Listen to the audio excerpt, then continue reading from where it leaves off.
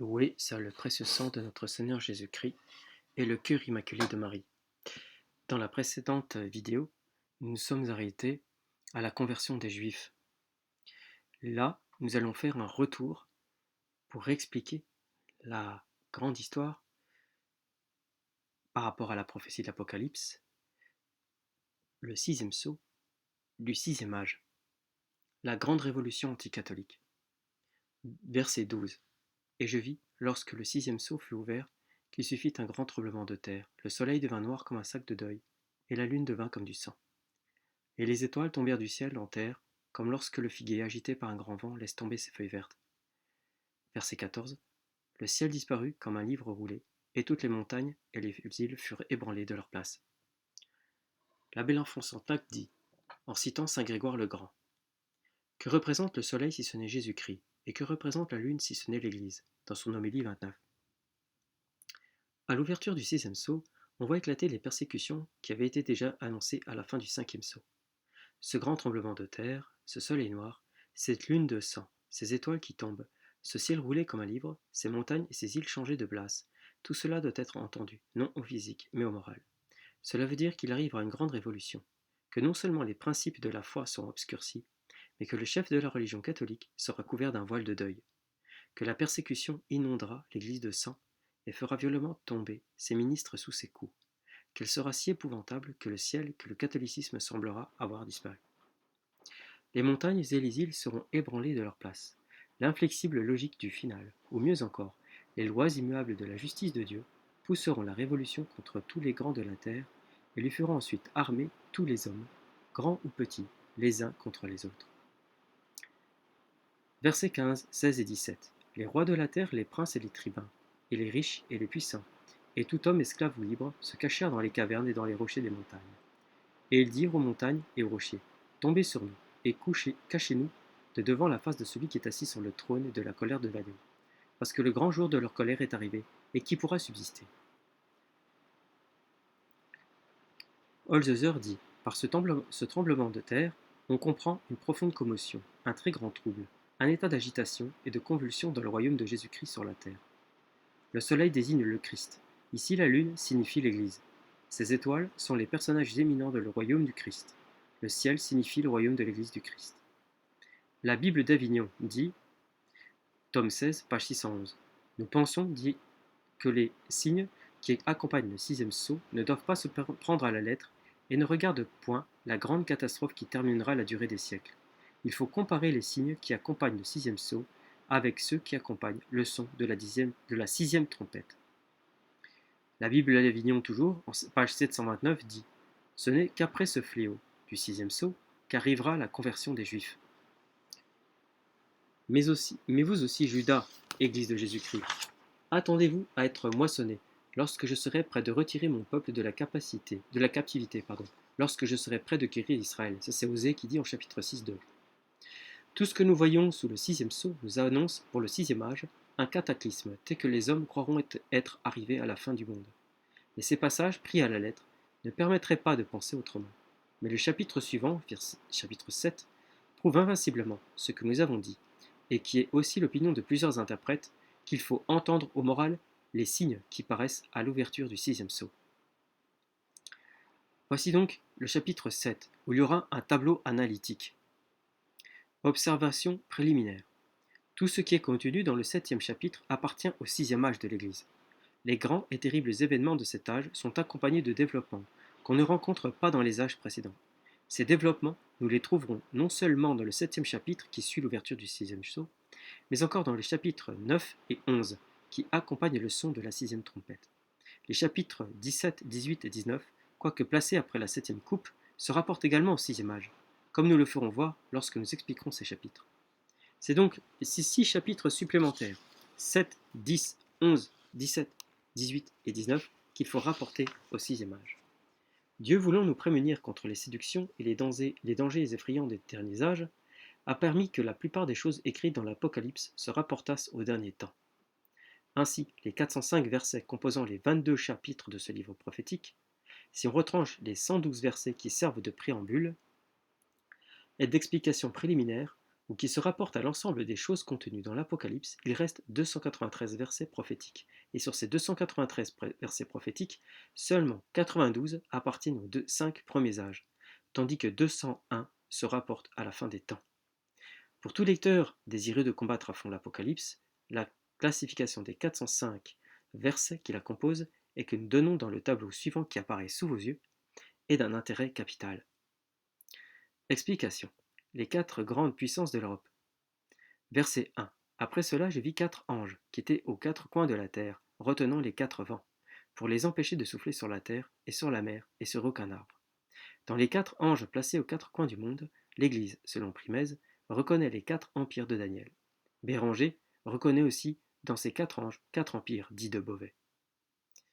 Je conjecture, dit encore la Bible d'Avignon, que les 4 anges liés sur le fleuve de l'Euphrate représentent non 4 causes qui conspireront à ce fléau du sixième âge, comme le veut la Chétardie, mais 4 puissances. Les 4 vents se voient dans Jérémie, qui dit, Jérémie, en chapitre 49, 36 et 51, 1, 4, 11. Je ferai venir contre Élam, les troupes de Babylone ramassées de toutes parties du monde, comme les 4 vents des 4 coins de la terre.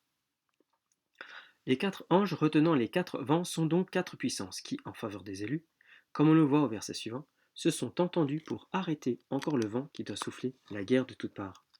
Ces 4 anges donneront à l'Église et au monde un peu de repos et de paix pendant quelques jours. Mais ces mêmes anges, déliés au son de la 6e trompette, comme nous le verrons, chapitre 9, 14, commenceront les grandes guerres annoncées pour la fin des temps. La France, la Russie, l'Angleterre et l'Empire romain, croyons-nous, sont désignés par ces 4 anges. Nous fondons notre opinion sur les 4 empires de Daniel, chapitre 7, les enseignements de l'Apocalypse et l'état actuel des puissances de l'Europe. Au lieu de 5 grandes puissances qui existent aujourd'hui, l'Apocalypse n'en montre que 4 appelées à régler, vers la fin des temps, les destinées du monde. Dans ce grand tremblement de terre, dans ce bouleversement effroyable, dans cette tempête révolutionnaire que nous avons vue à l'ouverture du 16e sceau, quelle est celle des 5 grandes puissances qui aura fait naufrage? Nous croyons qu'il y en aura 2, l'Autriche et la Prusse, qui feront place à l'Empire romain. Daniel, au chapitre 7, voit la grande mer agitée par les 4 vents du ciel. Il voit ensuite 4 grandes bêtes qui s'élèvent de la mer. La première est comme une lionne, et elle a des aigles d'aigle. Une autre ressemble à un ours, ayant 3 rangs de dents dans sa gueule, afin de manger plusieurs chairs. Une troisième est comme un léopard. La quatrième, enfin, est une bête extraordinairement forte, qui met tout sous ses pieds, et qui a 10 cornes. Cette vision de Daniel a eu, sans doute, un premier accomplissement dans les 4 grands empires qui ont précédé le premier avènement du Christ. On a trouvé dans la lionne l'empire de Babylone, dans l'ours l'empire des Perses, dans le léopard l'empire des Grecs, et dans la quatrième bête, c'est si terrible et si forte, l'empire romain. Cette explication est admise, mais là ne s'arrête certainement pas la prophétie de Daniel. Sur la tête de la quatrième bête, la petite corne qui s'élève au milieu des 10 cornes, et qui devient plus en plus grande que les autres, est l'Antéchrist, et ne peut être que l'Antéchrist. Car le passage de Daniel porte expressément que cette corne, qui représente l'Antéchrist, a l'avantage sur les saints jusqu'à la venue de Jésus-Christ, qui détruira, selon saint Paul, cet impide par le souffle de sa bouche et l'éclat de son apparition, comme il est dit dans sa deuxième aux Thessaloniciens, chapitre 2, verset 8. Mais si, comme on ne peut le nier, la petite corne représente l'Antéchrist lui-même, le passage de Daniel doit donc se rapporter au temps de l'Antéchrist, c'est-à-dire à la fin des temps. Il y aura donc vers la fin des temps un empire romain représenté par la bête dont les 10 cornes sont 10 rois, au milieu desquels s'élèvera la puissance de l'Antéchrist. Mais si le quatrième empire se rapporte jusqu'à la fin des temps et précède le second avènement du Christ et l'entrée des saints dans le royaume de Dieu, pour quelle raison, détruisant l'unité de la prophétie, rapporterions-nous, d'une manière absolue, l'existence des 3 autres empires, autant qui ont précédé le premier avènement du Christ? Pourquoi séparer les 4 empires qui marchent ensemble dans la vision de Daniel? Le premier empire romain fut précédé de 3 empires représentés par la lionne, l'ours et le léopard. Le second empire romain, beaucoup mieux caractérisé par la présence de l'Antéchrist, sera lui aussi précédé de 3 grands empires. Qui trouveront leur symbole dans la lionne, l'ours et le léopard? Les 4 bêtes, ou les 4 empires, apparaissent à Daniel après le bouleversement qu'ont produit les 4 vents dans la grande mer. Saint Jean voit aussi apparaître, sous la forme des 4 anges, les mêmes 4 puissances retenant les 4 vents, c'est-à-dire arrêtant la révolution qui aura soufflé aux 4 coins de la terre et produit ces ébranlements qui sont marqués à l'ouverture du 6e sceau. La grande mer de David, de Daniel, pardon, la grande mer de Daniel, contre laquelle soufflent toutes les vents et les quatre coins des quatre coins de la terre, ne représente pas seulement le monde religieux qui précédera le Messie, mais encore l'Église du Christ, battue de toutes parts par la tempête révolutionnaire et subissant cette persécution effrayante qui est décrite dans le 6e chapitre de l'Apocalypse. On le voit donc, Saint Jean et Daniel sont d'accord pour nous montrer, vers la fin des temps, et après un grand bouleversement, quatre grandes puissances, dont la dernière est l'Empire romain, caractérisé par la grande force de la quatrième bête qui s'élève de la mer, et en particulier par les 10 cornes que porte cette bête dans la vision de Saint Jean, comme dans la vision de Daniel.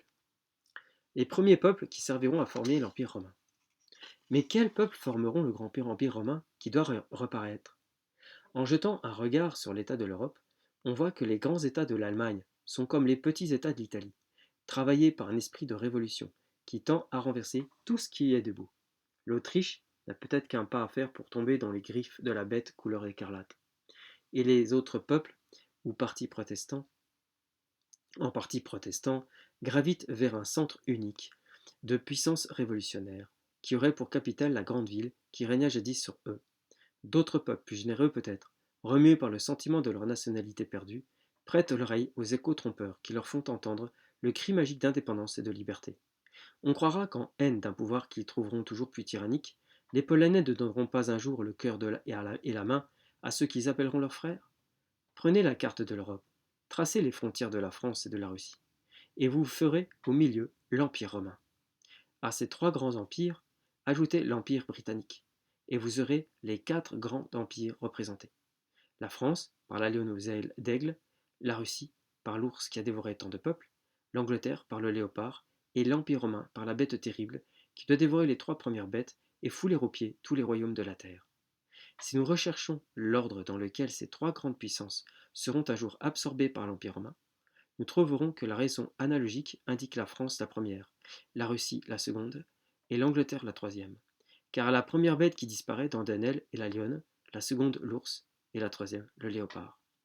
Aux yeux du philosophe, ce même ordre d'absorption ne ressort-il pas également de la raison topographique et physiologique de ces puissances? La France n'est-elle pas aux portes de Rome? Et peut-on nier les traits d'union et de ressemblance morale qui existent entre le peuple italien et le peuple français? La France, une fois conquise, où s'abritera l'ours de noir? Les peuples nombreux qui tient sous sa griffe ne serviront qu'à gêner ses mouvements et hâteront sa chute. La Russie vaincue, qui viendra en aide à l'Angleterre? Les flots qui l'ont protégée jusque-là ne seront-ils pas couverts de tous les navires de l'Europe? Et le léopard britannique peut-il résister à la terrible bête qui aura ajouté à sa force indomptable les dents de la lionne et les griffes de l'ours? La France, la Russie, l'Angleterre et l'Empire romain sont donc les quatre anges du premier verset du 7e chapitre de l'Apocalypse. Gloria in altissimis Deo, et in terra pax omnibus bone voluntatis.